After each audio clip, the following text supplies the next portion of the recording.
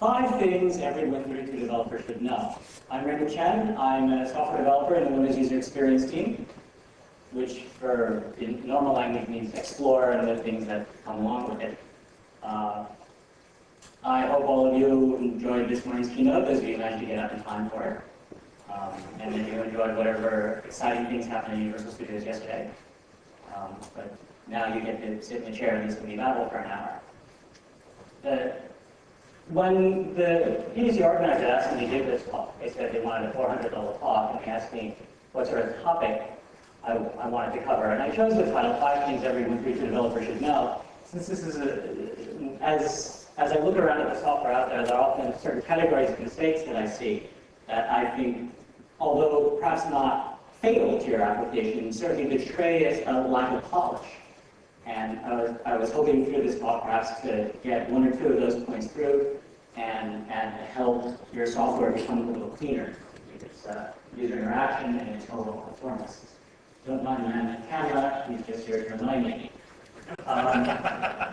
The 5 topics, so one of the little balancing acts I had to play here was that this was tagged as a 400-level talk, but if it's something that everyone should know, should it really be so dense that only super propeller heads to go to 400-level talks should know?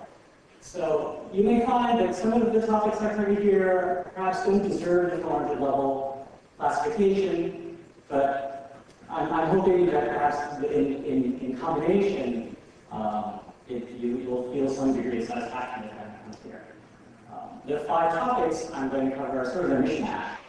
The first half is going to talk a little about performance. The first has the provocative title, What You Learned in School is Wrong. We'll see what that means. The second of the topics is planetary with others. This has to do with being mindful of how you're using resources and being friendly. The second half is going to focus more on user interface issues. 3 categories of user interface issues that I see applications messing up with some frequency. The first is the confusing circumstances surrounding the phrase large fonts. The second, review of the distinction between parent and order windows. Terminology in this area tends to be sloppy even among people who are well versed in the topic, and this only serves to confuse matters further, and I hope I can do the clarification here for many of you that do review. And then the third topic is the rather abstruse topic, but still relevant, asynchronous input and synchronized input, and specifically how input becomes synchronized, perhaps with even without your knowledge, and what this means for how you structure your user interface. But before we go into that, I'd like to pitch some other talks here at the PDC. Fundamentals 315, Powerware Applications, is taking place later in the day.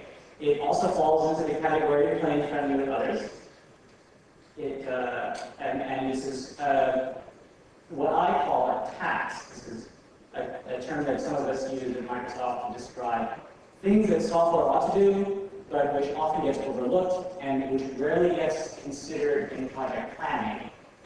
And therefore, from a management point of view, is considered effort spent with no payback. Nevertheless, it is an important aspect to make sure that your application is polished and contributes positively to the overall Windows experience. I do wish to note that the location for this talk has changed, so if you're actually planning on going and looking up in your mini guide, I believe it's moved to 411. The other talk that's happening later today is 421. Raymond Stevens from the COR team is going to talk about how memory management is done on the Matic side, so she will be talking about the garbage collector. As for me, after this talk, I will be taking over the fundamental track now and be there. The entire remainder of the day until the Ask the Experts begins at 6:30, at which point I will be at the Windows System Internals table. You're all free to stop by, say hi, pat my head, punch me. Well, maybe not punch me. And I will also be in the Fundamentals Track Lounge tomorrow until the end of the conference. Here are some talks that happened earlier that I would recommend that you have gone to. If you don't have a time machine, you can check them out on the DVD. Programming with concurrency, which talks about the difficulty of multi-threaded programming. And I captured this in the phrase, the dangers of trying too hard. And we'll see more along those lines in my first topic. And then the other talk that already happened is one on test automation and accessibility, which is another type of task, which is important for automation, testing, and also for making your program available to users with physical disabilities, which is important if you intend to sell to, for example, the United States government. There are also community resources that are available, of course, all the time at the PDC. I'm sure these websites are up right now. There's the MSDN Development Center. There are various news groups. We recently, just in the past couple of days, launched a new forum category up on forums.microsoft.com covering Windows Vista programming. And I'm a moderator on one of them, the precise name of which I can't remember because I just learned about it recently. And of course, there's my website in which every day I post up a sometimes interesting, often boring, and usually controversial topic. There are essays on Win32 programming, which was sort of the inspiration for this talk in the first place. All right, so let's take a look at what you learned in school was wrong. The provocative title blurb I put in the talk description was on how your order n algorithm can be an order log n algorithm. And in order to understand how this works, you have to go back to where is the first level of performance bottleneck. And nowadays, CPUs are fast enough for most things. This, of course, neglecting the very intensive calculation computations. But in a large category of software programming, performance is not necessarily gated by your CPU. And instead, it's the latency with which you can retrieve information. And I put a little parenthetical here. This may not be true, and you all know it isn't true, but it's true enough. The writer David Sedaris was often asked when in his stories, which he presents in an autobiographical way, whether the stories are true, and he always says that they're true enough. And I hope that this, while also not true, will be true enough. This is a chart that the precise numbers are not important, and you may see other copies of this chart elsewhere, the numbers will vary, but the important thing to see here is the order of magnitude. If we decide that a CPU operation takes one time unit, whatever that is, then a memory access from a location that exists in the L1 cache is going to take about 1 to 2 time units. As you leave L1 cache to the L2 cache, it gets a little slower. If you have to go out to main memory, it gets slower still. But then there's this huge gap between what happens when you stay on the motherboard and then when you have to retrieve data off the motherboard. So for example, a hard drive, you have 10 million units, and if you leave the machine by hitting the LAN of the LAN or by accessing slowly into the floppy or CD-ROM, then the numbers become absolutely abysmal. You are in the billions. So it's very important when you are looking at performance in the small scale to focus on not crossing that line. What does this mean? Well, one thing that if you attended Rico Mariani's talk yesterday is that pointers are expensive. In the context of the CLI, this means that object references are expensive in some sense. In the unmanaged side, one of the problems with pointers is that pointers point places. And obviously, if you needed a pointer to something, it'll probably be somewhere else. You need a pointer to something else, so it's not going to be a pointer to yourself. This means that the object that you're pointing to is probably not in the same cache line as the object that's created, that holds the pointer. If you allocate the memory off the heap, just call heap allocate or new or one of your normal memory allocation functions, the memory has a good chance of not even being on the same page. CPUs and operating systems are not very good at predicting this kind of memory access. Sequential memory accesses to memory that are close to recently accessed pieces of memory, obviously are much more efficient. The CPU works on the cache level, cache line level, so memory extremely close to memory you've accessed recently is fast. And of course, on the page level, the operating system pulls in memory pages at a time, so that a memory that shares the same on x86, for example, 4K block of memory, when you touch one, the rest of them come in, and the rest of them essentially go on free for the ride.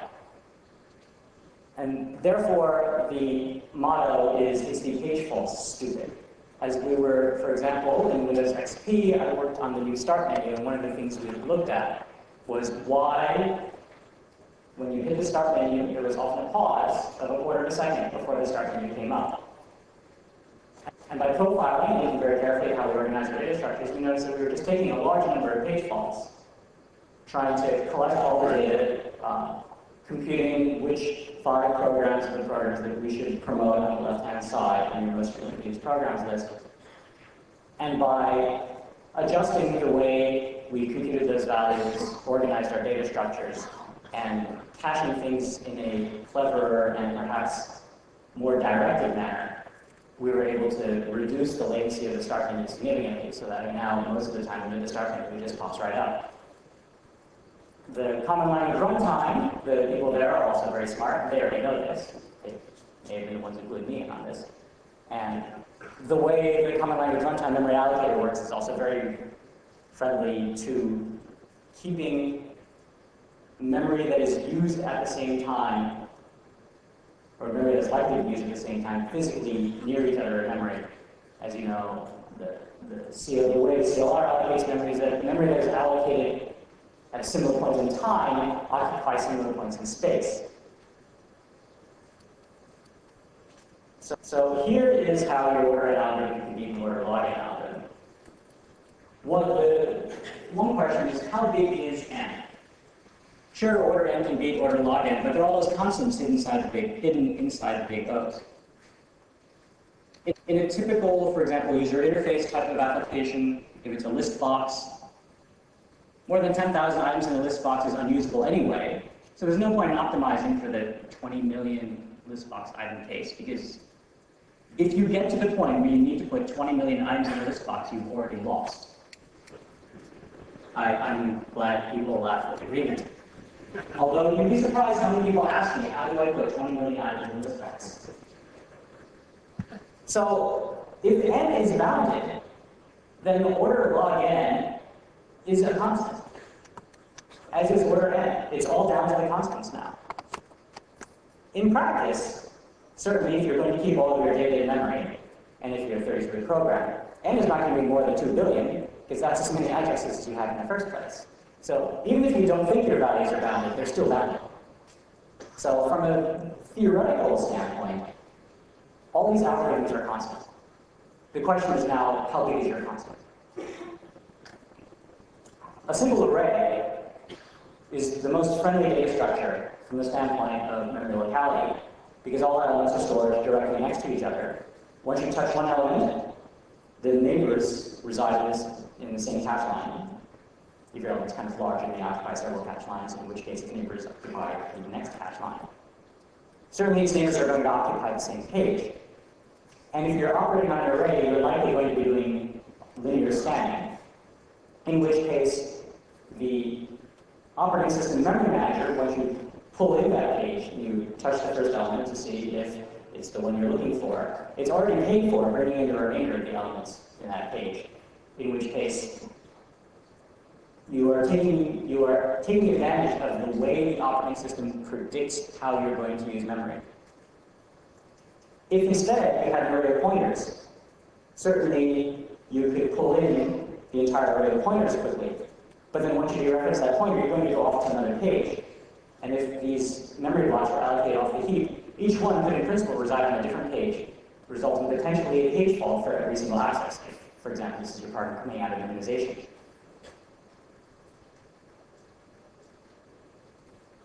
As a result, data structures that keep data away from each other, certainly the frequently accessed data away from each other, are going to be less friendly and more wasteful.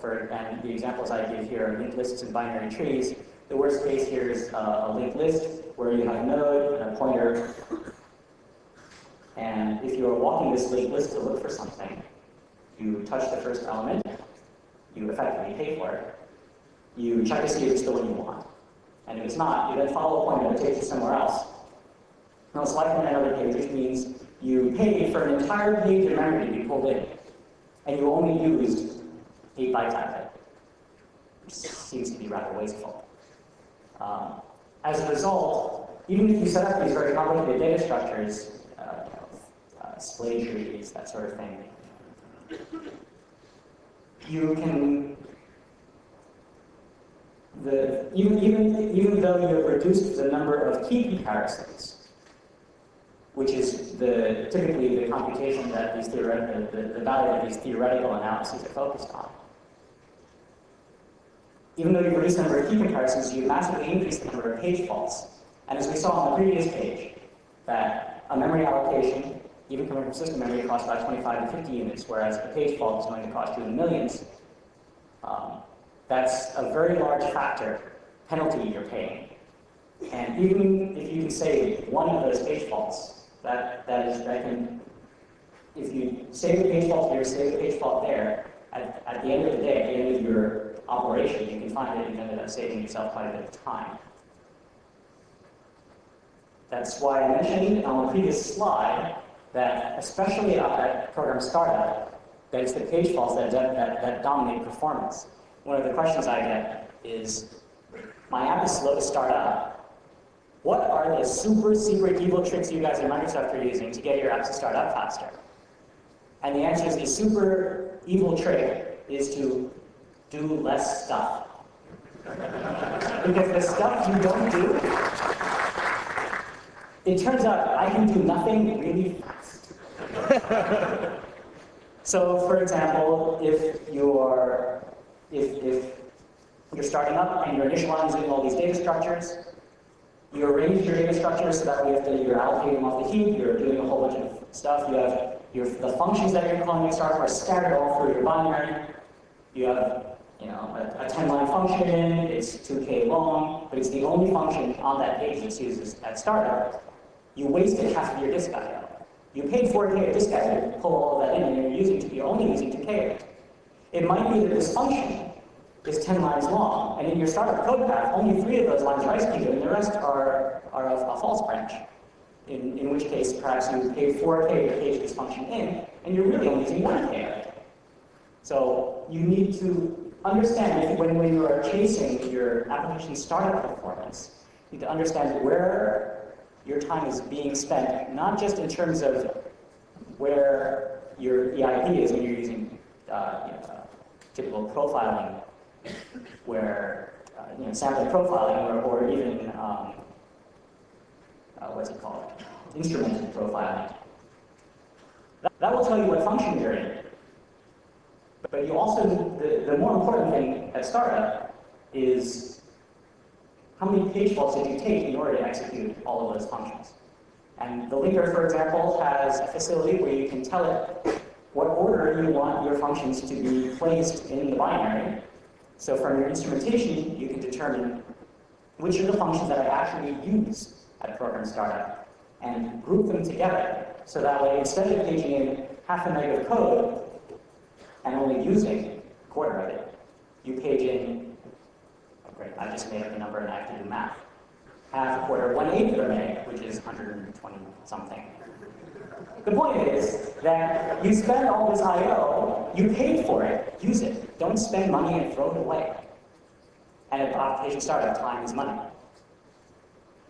The last point here is pointing out that the people who wrote the base class library in the CLR know all of this, because we remind them.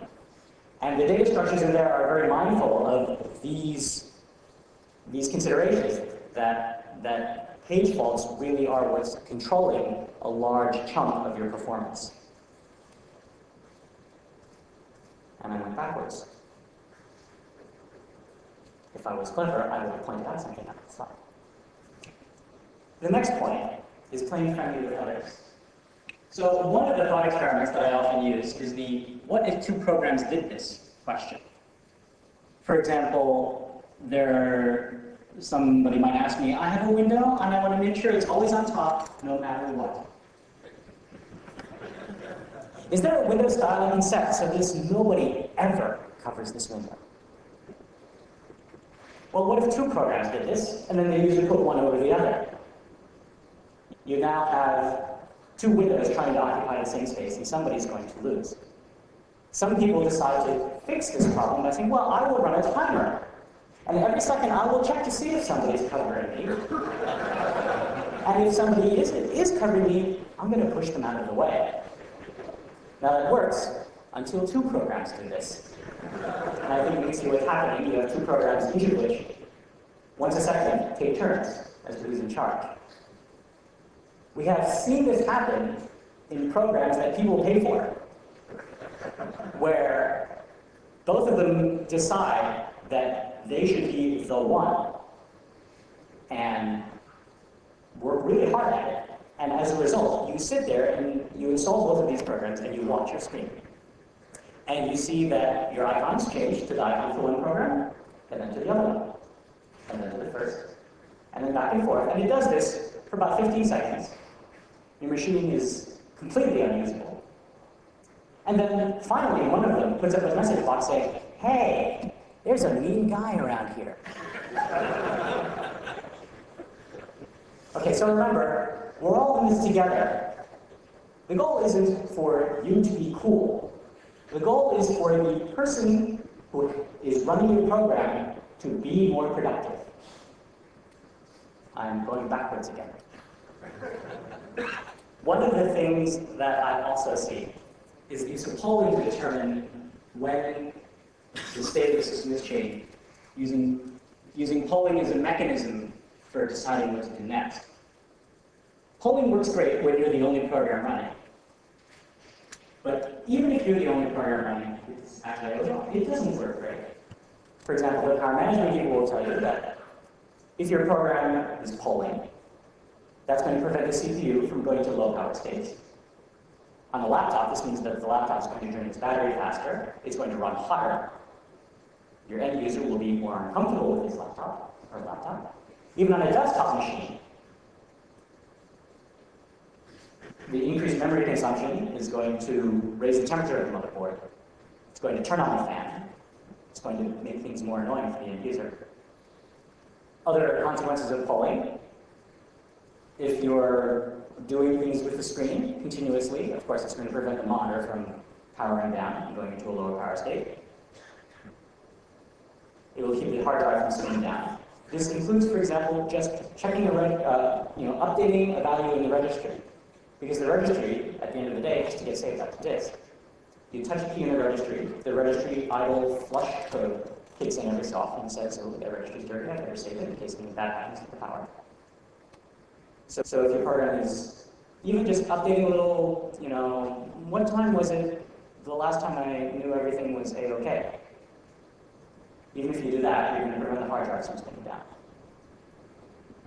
And a much more obvious consequence of polling is that all the code and data that you use in your poll, if you poll something once a second, for example, all of those pages are going to be kept resident in memory because they're in your working set. This has a negative consequence on other applications, of course, because this is memory that they can't use for doing what the user is actually trying to do. The effect is magnified on terminal services, where you can have hundreds of users all logged in. Even if you say, well, I was very, very clever about how I set up my little polling loop. It only is one page of code and one page of data. We'll send an x86, that's 8K. 100 users, that's 800K. That's nearly a megabyte of memory that your application just took out of the system. Another important place where you need to play friendly with others is in the thread pool. I could use some waiting pool analogy, but I'm not going to. One of the flags that you can pass to the thread pool when you're scheduling a task is the execute long function flag. This is necessary for playing friendly with the thread pool, so that way the thread pool knows when it should prefer to spin up a new thread to service tasks that have been waiting. This is something that, although perhaps it keeps your programmer, your task is happy, it's running, but it's clogging up other tasks, and as a result, contributes to the overall sluggishness of your application. It's also important when using a thread pool to clean up behind yourself. If you are going to create windows, you should destroy them. If you initialize COM, make sure you uninitialize it. If you have unfinished business, make sure you take care of unfinished business before you give the thread back to the thread pool.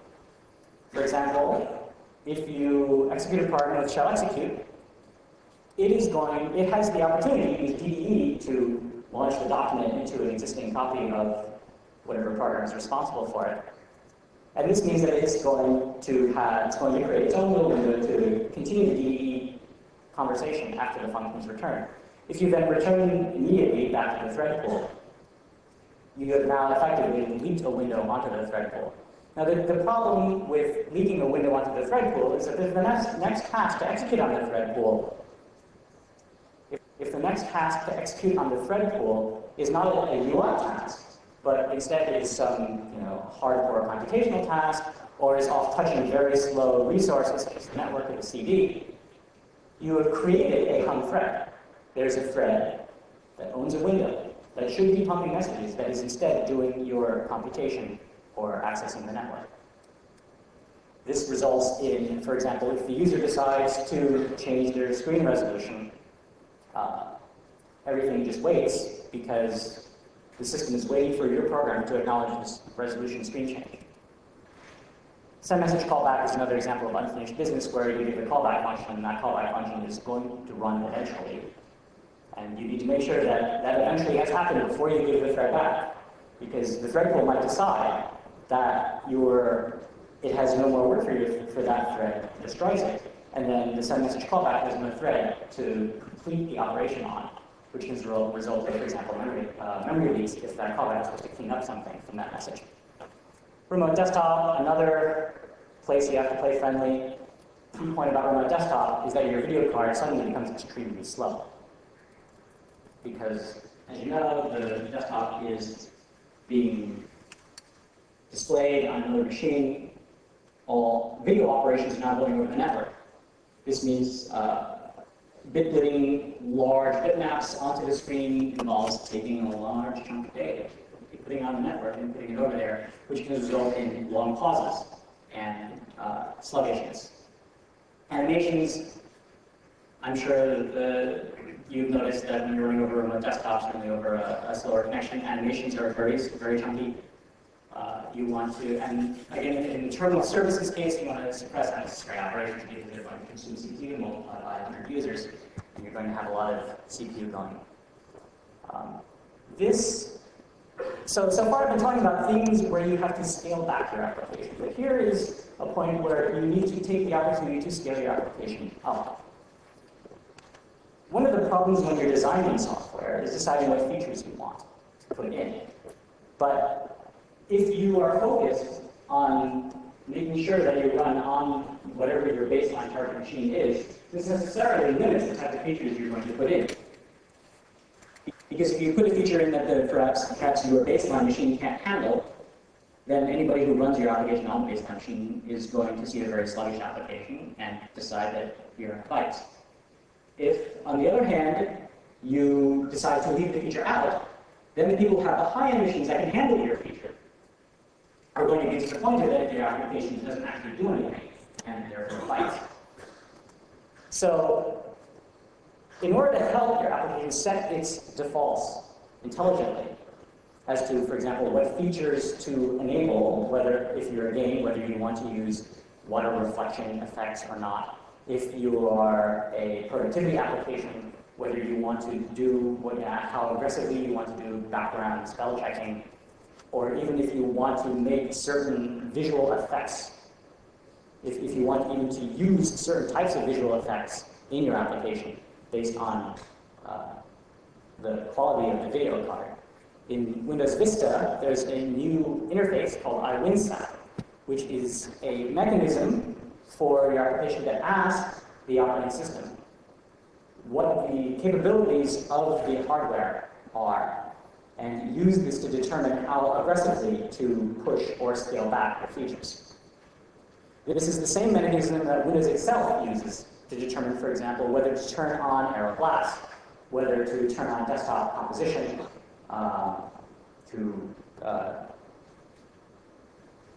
whether it should use high-definition decoding in playback of video imagery. The feature is not quite ready for prime time in the Beta 1 disks that you got. A real version is in Beta 2, but the purpose of this is to get the information into your head, plant the seed, make you realize that this is coming, and that you can use it. The fact that Windows is providing this means that, for example, you don't have to go stare at large numbers of Intel documents and AMD documents to decide what's the best way to test for, or to what is the best mix of instructions to determine how computationally powerful it is. Oh, and there was that email address at the bottom, WinSatFB, as the WinSat feedback alias that you can send any additional questions and comments to on that, because I have only 2 slides on this topic. The metrics that WinSat covers: graphics capability. This is expressed in frames per second and is used by the composition desktop window manager to determine whether or not to turn on composition. The actual unit, I may as well just go through the others. The gaming capability is doing D through D type computations, determining what is, how powerful the shader is, how powerful the per pixel shaders are. System memory bandwidth is basically determining how fast chunks of memory can be moved from one location to another. Processor throughput runs the CPU through a realistic computation sort of exercise. It exercises encryption, decryption, and compression, decompression to come up with a rough number of it's called megabytes per second processed. So presumably this is in terms of how many bytes can be compressed. But of course, your program isn't necessarily doing this for compression, but I'll explain how this works in later. And then the last one is disk sequential read throughput, which is it goes out, hits the disk, and determines what the megabytes per second transfer rates are, and gives you advice on how large your buffer sizes for streaming should be, for example.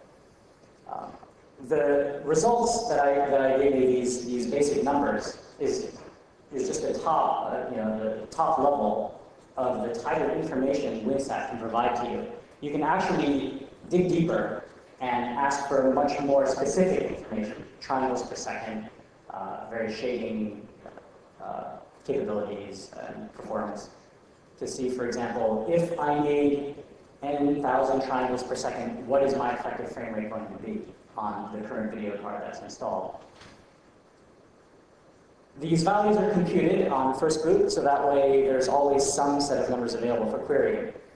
If the user swaps out their video card, WinSat is going to go in and do another set of computations, so that way the values in the capabilities database are up to date with the new hardware. And you can, in your application, for example, in the application setup, query or in fact ask for new numbers to be computed to determine whether you want to turn various features on or off by default based on the hardware capabilities.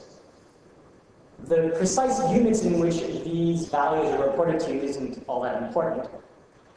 They could just be in arbitrary X units, because you can use this information rather more in the sense of having, for example, a copy of your baseline machine and a copy of what you consider to be your high-end workstation machine.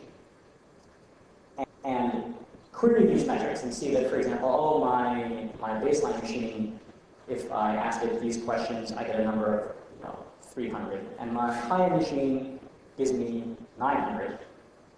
And this machine in the middle gives me 500, and then I try my feature out and see that, well, it looks good on the 500 and the 900, but not so good on the 300.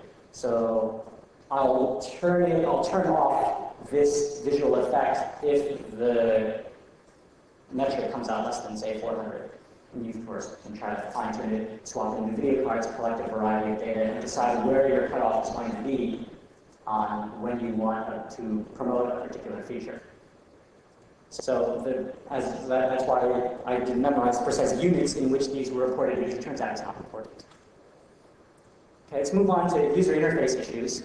The first is the very confusing term, large fonts. Large fonts is used to describe both the magnification of fonts in user interface elements as a result of going to the display control panel. As you see here, display control panel, you can choose large fonts or extra large fonts to cause the size of title bars, menus, icon captions, status bar, tooltips, those sorts of things to increase. However, this affects only those 5 or 6 fonts and the corresponding metrics. As you can see in this dialog box, for example, the window caption and the various other elements have gotten very large, but the text in the dialog is still at the old size. So this is one thing people say. People sometimes what people mean when they say large fonts. Another thing people mean when they say large fonts is what we are now calling high DPI. This is where you can go into the advanced section of the display control panel and specify what the mapping is between point and pixels. This is a system-wide configuration setting and affects the conversion between points or other physical dimensions and pixels, which is used most visibly in dialog boxes. So, for example, if you have a dialog box element that is 8 DOU tall, and you have a font that is, for example, 8 point tall, 8 point at 96 DPI comes out to, I don't know, cheat sheet, 11 pixels. The formula, of course, is point is 1/72nd of an inch, so it's 8 point times 96, 8 point times 96 DPI over 72 point equals approximately 11 pixels. Therefore, if your dialog box has an element that's 8 DOU tall, it will be 11 pixels tall. On the other hand, if the system is set to 192 DPI, then 8 point at 192 DPI, according to my little cheat sheet here, is 21 pixels by the same formula. And therefore, your element on the dialog box, if you specify that it's 8 DOU tall, it's going to be 21 pixels tall. So here is an example of, I just threw together a quick little wizard, and on the upper left is what this dialog box looks like when at sort of normal 96 DPI and no special settings. On the upper right is what happens when you turn on extra large fonts.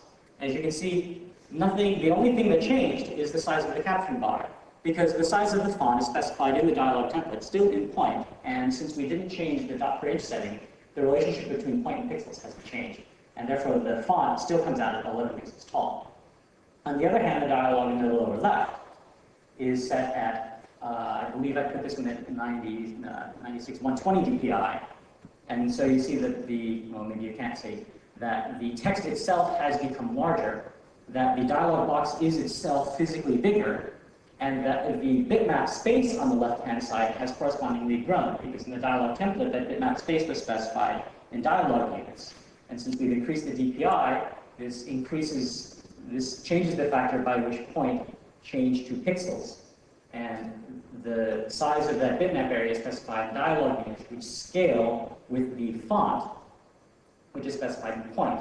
And as a result, the space allotted to the graphic has gotten larger, but the graphic itself, I, on purpose, left the old graphic in. The samples on the lower right-hand side are another illustration of what happens when you switch from, in this case, I switched from 96 DPI to 120, is that fonts don't scale perfectly linearly. If you change the height of a font, if you make a font 50% taller, this doesn't mean that all the characters are going to be 50% wider. And here's an example of a checkbox that is an actual checkbox that I had fixed, where the checkbox looked fine at 96 DPI, but if you change the system DPI to 120, the text is now truncated because the characters got wider faster than they got taller. So here's what you can do about at least the bitmap scaling problem. So as you see on the left, on the first example is the bitmap. If you just specify your control style as SS bitmap, that is not going to perform any scaling. Your bitmap will just go into the corner, and the dialog's gray background continues to show through. If, on the other hand, you set the SS real size control flag, this tells the static control, then it should take the bitmap and stretch it to the size that the control was created at. And so you see that this particular bitmap with the computer and the floppy disks has gotten stretched, and it looks kind of chunky. The third example is if you use the SS center image flag, which tells it to take the bitmap and put it in the center of the static text field, or in the static control, and then to use the pixel in the upper left-hand corner of the bitmap to do the fill. So here I illustrate the various options you have available to you. One is to leave the bitmap at the same size, but of course that leaves ugly gray bars around it. There's the real size control, which stretches, but then you have this stretching artifact. And then you can use center image, which preserves the picture, but tends to fall apart at even higher DPI, where you have a giant green field with a tiny little picture in the middle.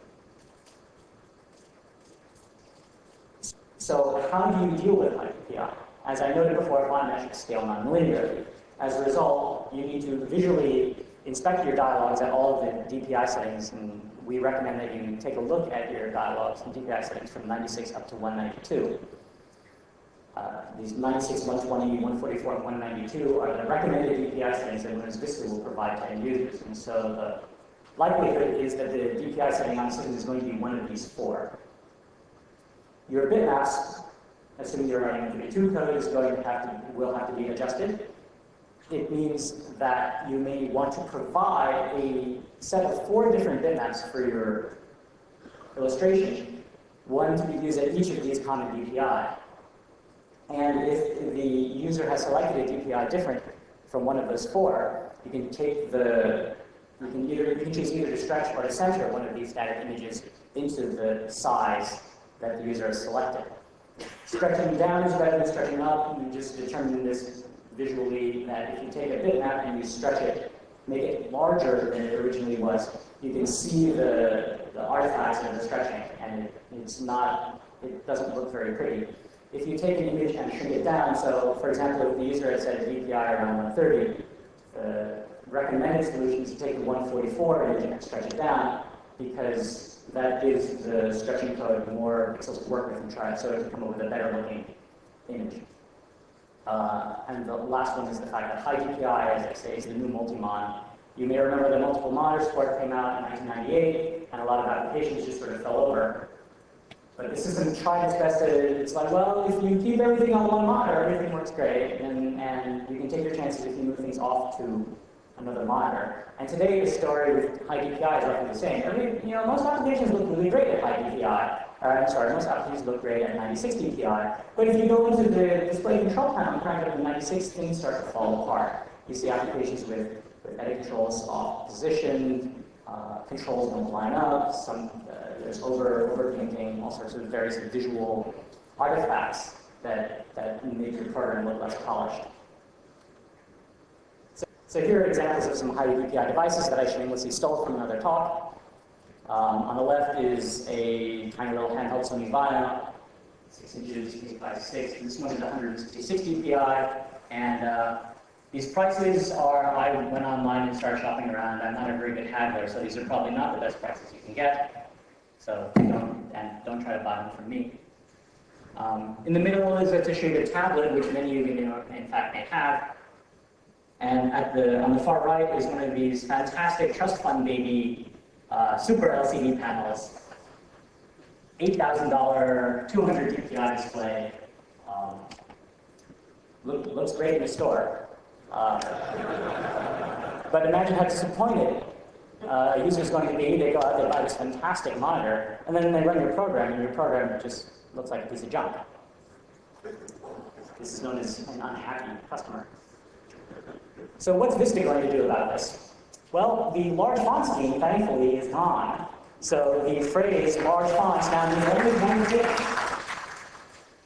We had to do a bit of negotiation with the accessibility team and make sure that all the scenarios that large fonts were being used for were taken care of by other means.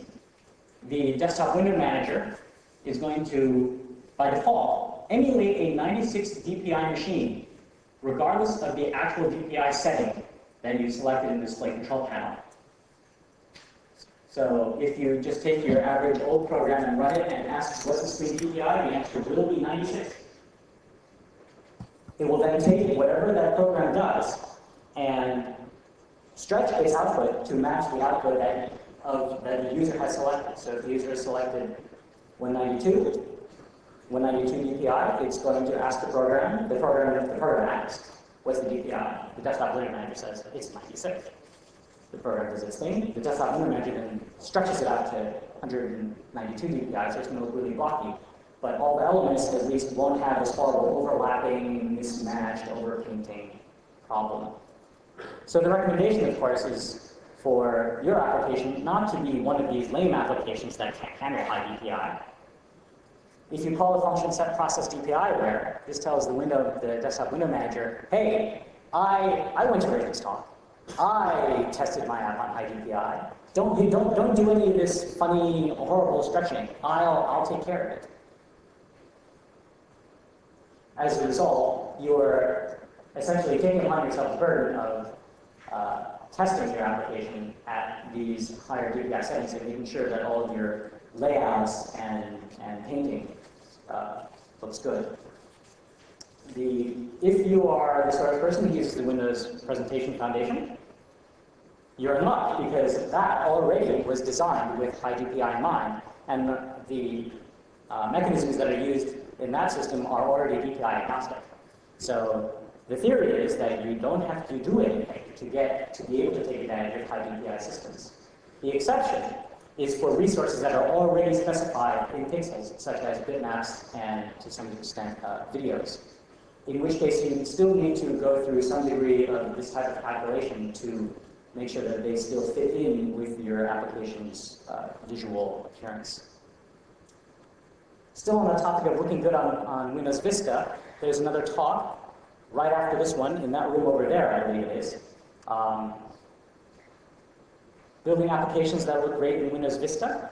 This talk is going to go into the new common controls, including the task dialog, and on how to use glass in your application. And Cheer is going to go into the philosophy of Arrow, so that we understand what the new look is trying to accomplish. And then Jeff is going to give you advice on how you can incorporate this in your application so that your application fits in with the philosophy and the look of Windows Vista, and therefore contributes to the seamless experience. The next topic, parent and owner Windows, is going to be reviewed for most of you, so I'm going to kind of hit the main points and just try to remind you of what things to watch out for. The parent-child relationship is one of containment. A child window resides within the client area of its parent. The ownership relationship is a relationship among top-level windows. If one window owns another, the two of them still maintain separate screen positions. They can overlap. They need not be constrained within each other. The owner relationship however, does ensure that the owner resides behind the owned window in the Windows Z order. So this is one way to make sure that one window always appears on top of another.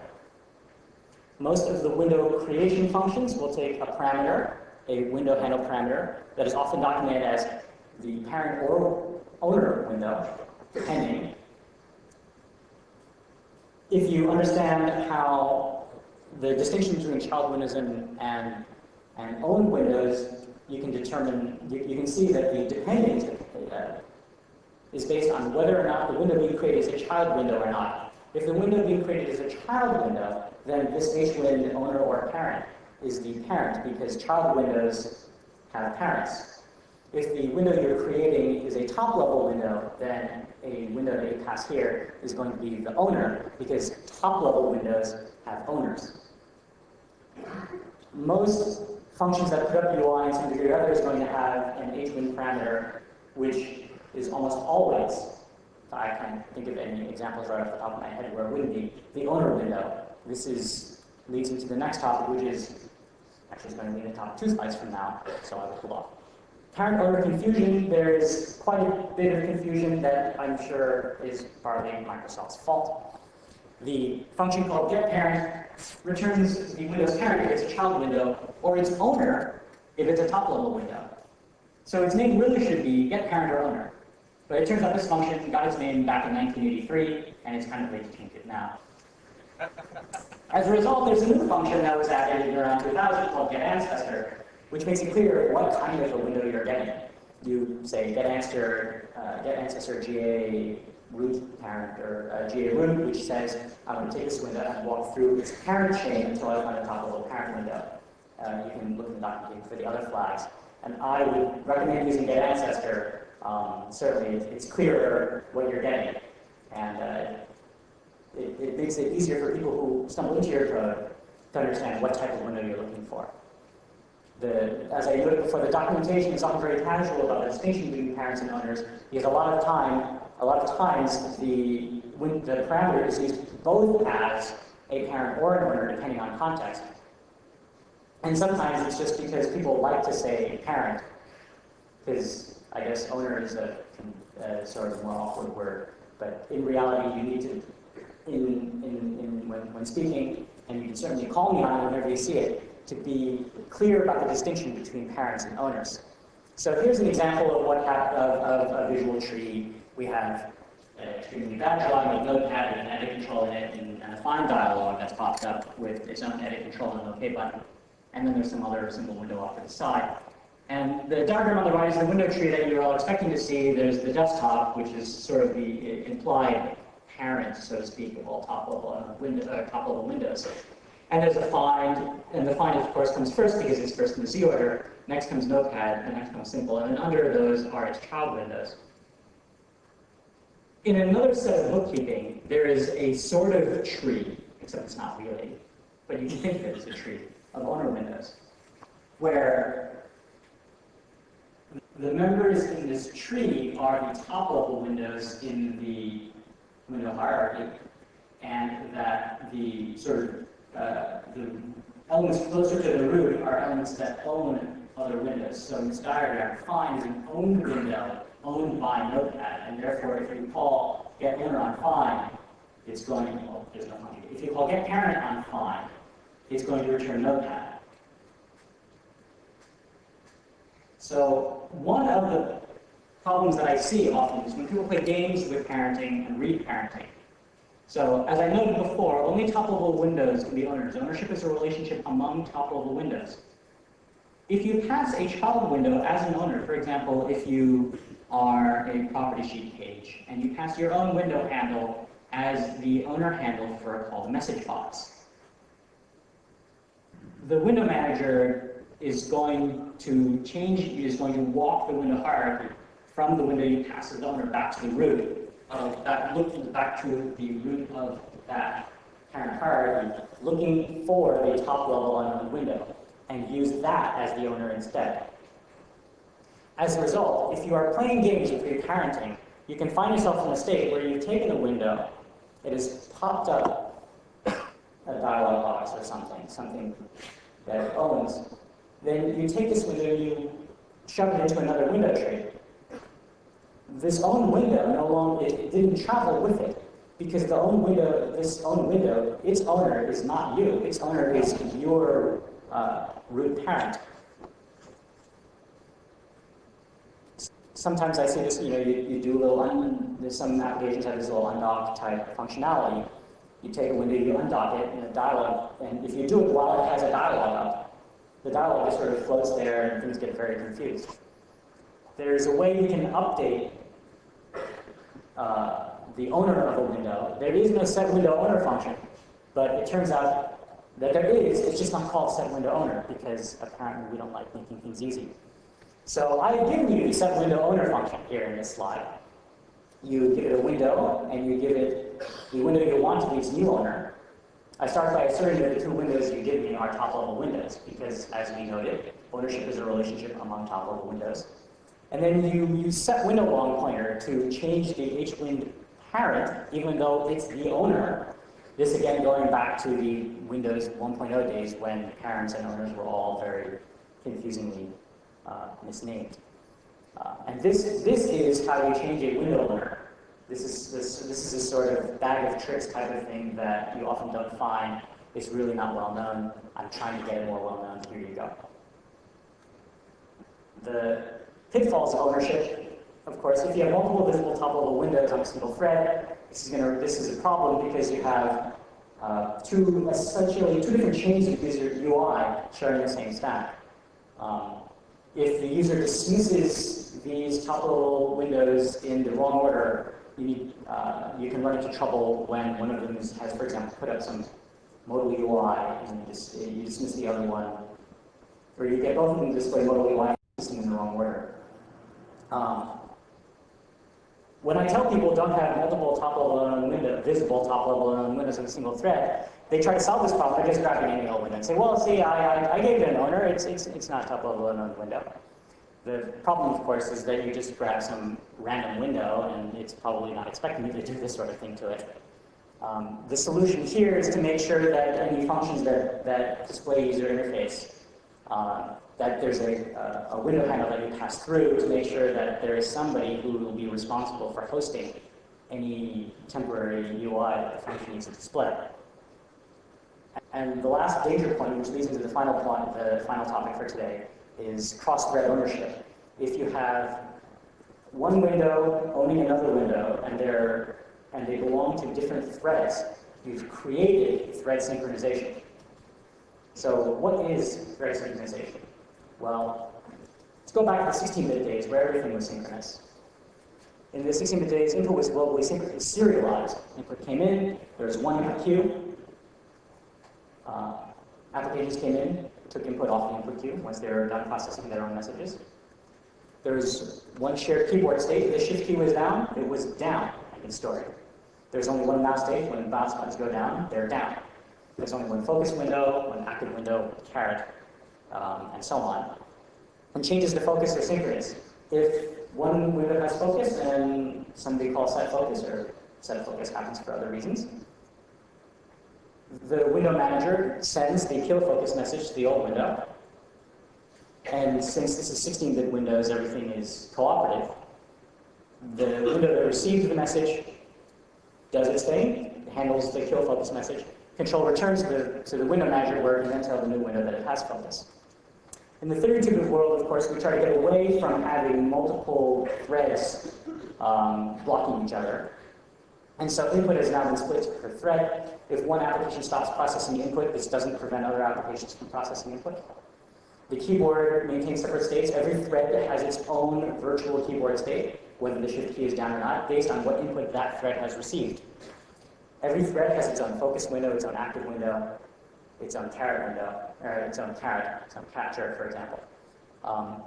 And the key point here is that changes to focus are now asynchronous across threads.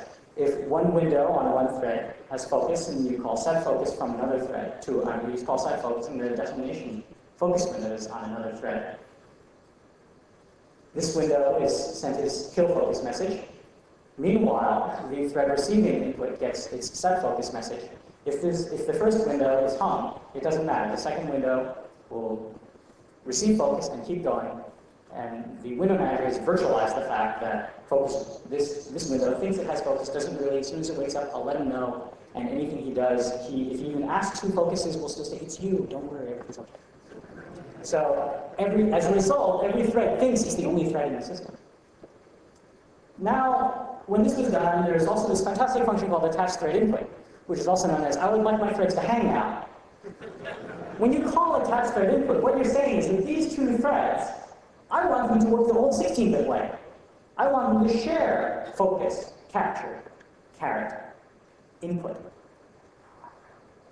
As a result, your fates are now intertwined in the same way that the fates of all applications were intertwined in 16-bit Windows. So for example, let's take a look at a focus change once queues have been attached. A window A on thread A has focus. Somebody calls set focus to a window on thread B. Since if you have synchronized these two threads by attached thread input, the change of focus is now done the 16-bit way, which means that thread B doesn't get, the window B doesn't get focus until thread A has received and processed its kill focus message. If thread A happens to be hung, then thread B also hangs, because thread B can't get input until thread A has relinquished it. Similarly, if these two threads have their input synchronized, then if the user clicks on window A, clicks on window B, this generates input messages, click message destined for window A, and another click message destined for window B. Window B is on a thread that's doing fine. It calls get message. It wants to process that click message, but the window manager says, not yet.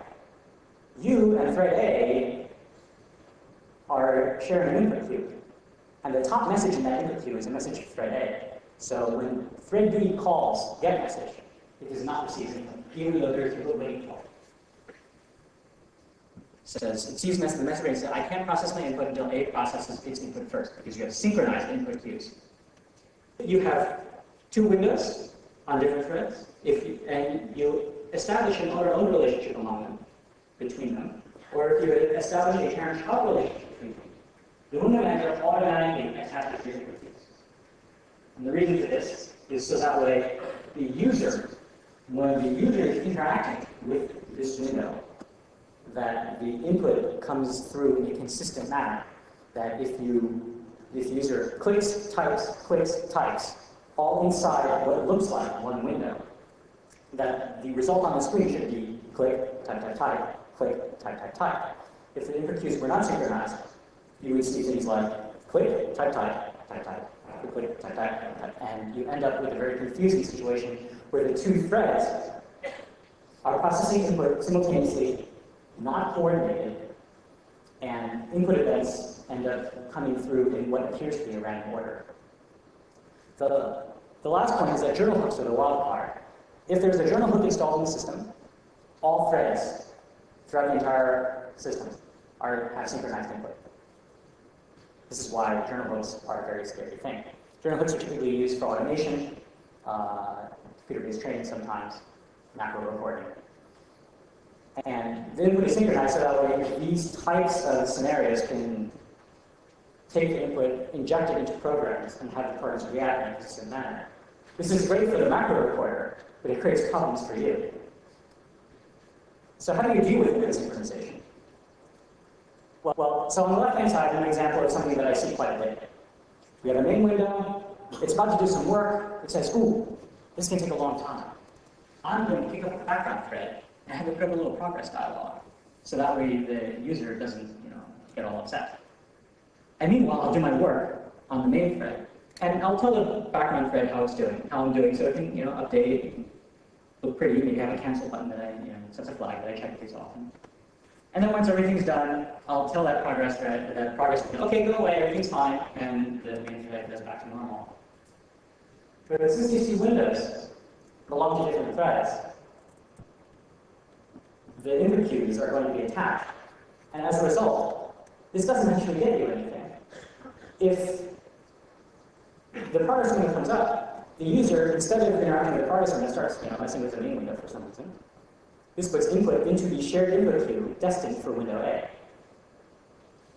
Window B, the progress dialog, therefore can't process any input until the main window, which is busy doing work, not even listening to messages, processes them. The user, therefore, mistakenly clicks on your main window for some reason, and then realizes, oh, I'm sorry, there's a progress dialog. I need to cancel. But you won't see that cancel message, because there's still the input the user mistakenly generated waiting in input queue that is waiting to be processed by your main thread. The solution, therefore, is to avoid this thread synchronization problem, or this input synchronization problem, by putting the progress window on your main thread.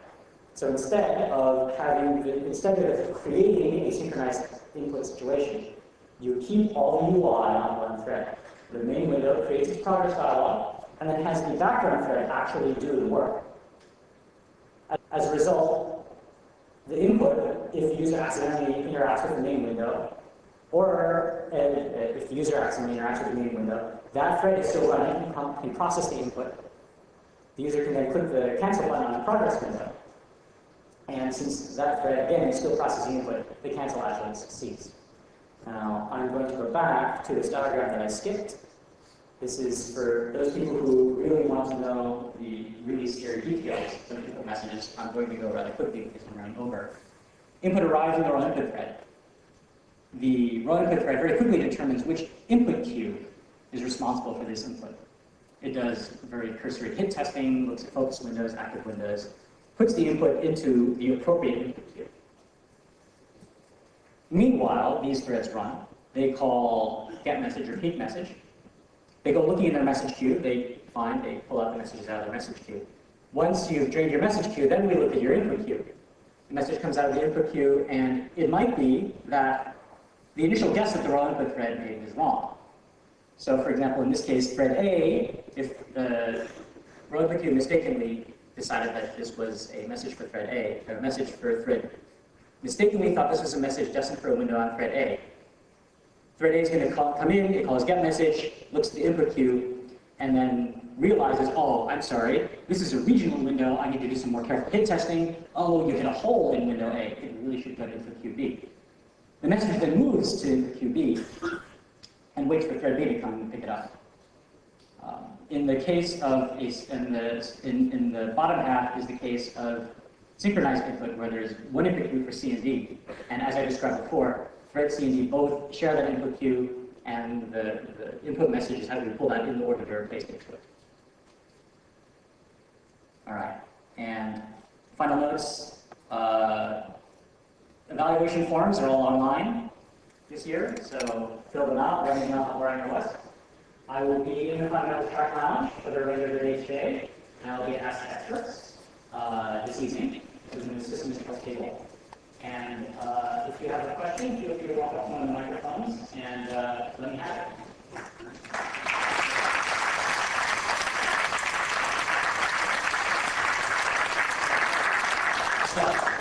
You mentioned that on a regional window, if you click a hole, you might end up on the wrong queue. Right. Does that introduce some input synchronization problems between multiple threads?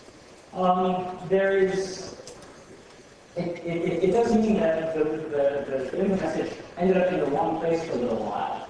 I'm not sure whether this actually creates a problem or whether the system is smart enough to. So the answer is I don't know. Okay. You can stop by when we talk about it later, and I can go back and do some more research on it. Okay, thanks. I'm sorry. Yes, in the middle. Yeah, I'm somewhat embarrassed to admit this, but I actually have links to your blog entries and the comments in my code. So. Oh, well, then I bet you better hope my blog stays up. Yeah, job security. Well, now I know that you're coming from. I have a question about, common problem is your app is in the background and something happens and you notify the user, you put up a dialogue. Windows makes it very hard to force a window to the foreground, as you know. And so you get like a little blinking taskbar icon, which isn't always good enough to notify users if something's going on. So do you have any suggestions on alternate ways to do that UI? Or, what are your feelings on being able to force windows to the foreground? Is that one of the others? Right, as a general rule, the manager tries to prevent it, which is forcing the foreground, because that's sort of a force for evil. So it's a force for both good and evil. And we've increasingly discovered that if you give someone the power for both good and evil, a big chunk of them will use it for evil. The recommended solution for this type of thing in asynchronous notifications, because as I've written, and some of you may have read, users ignore dialog boxes that they're not expecting to see.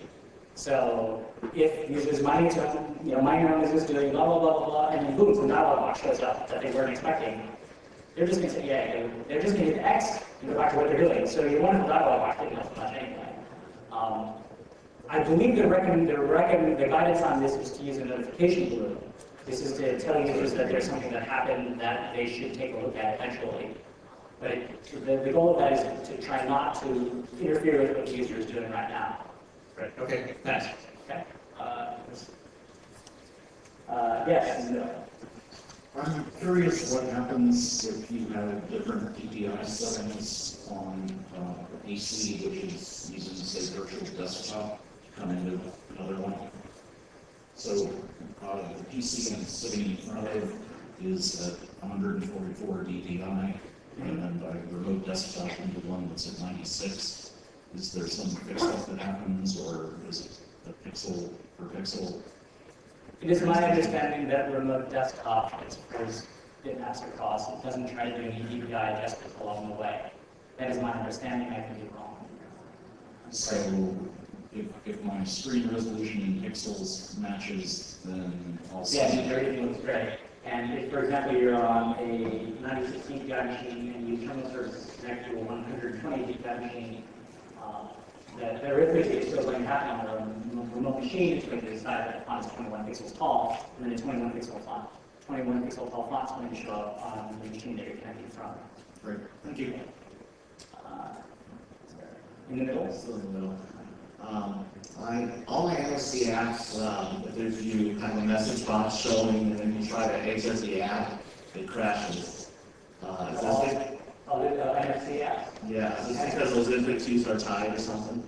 It depends on how the message box was displayed. I'm not entirely. We'll have to. You can stop by the fundamentals line and you can try to dig into this a bit more.